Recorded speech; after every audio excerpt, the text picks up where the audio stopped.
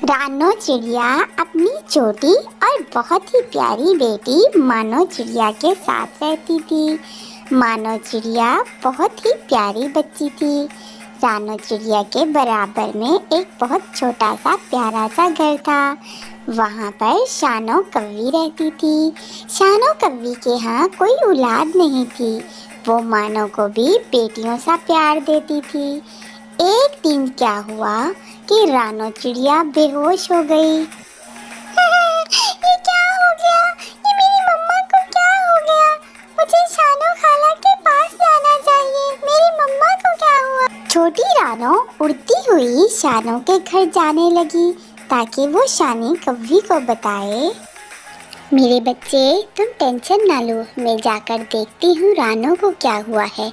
तुम फिक्र ना करो, मैं हूँ ना तुम्हारी खाला।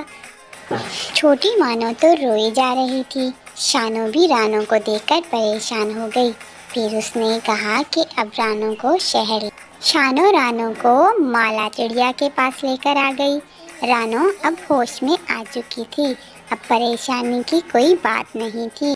डॉक्टर ने रानो को आराम का बोला और वो लोग घर लौट आए।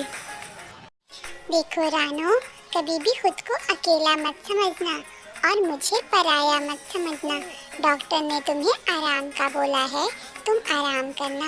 ऐसे बच्चे को भी परेशान ना करना। मैं 3 टाइम का खाना बनाकर भेज दिया करूँगी।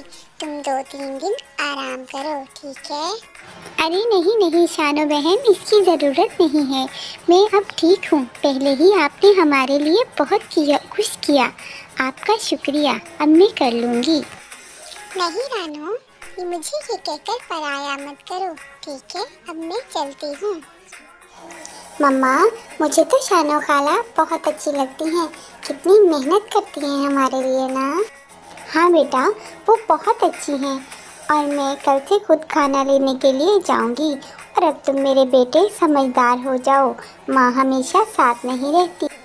अगली सुबह खुद रानो भुट्टा लेने के लिए निकल पड़ी। वो ठीक तो ना थी, मगर वो शानो पर मजीद बोझ नहीं बनना चाहती थी। रानो सुबह की गई, शाम हो गई और शाम से रात हो गई, घर ना लौटी।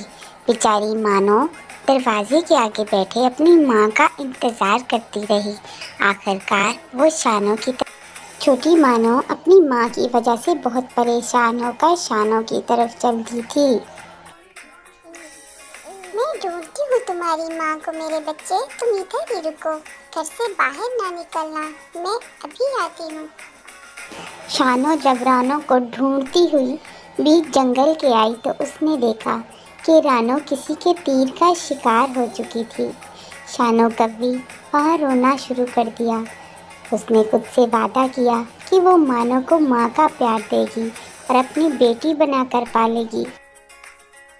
घर आकर शानो ने मानो को अपने गले से लगा लिया।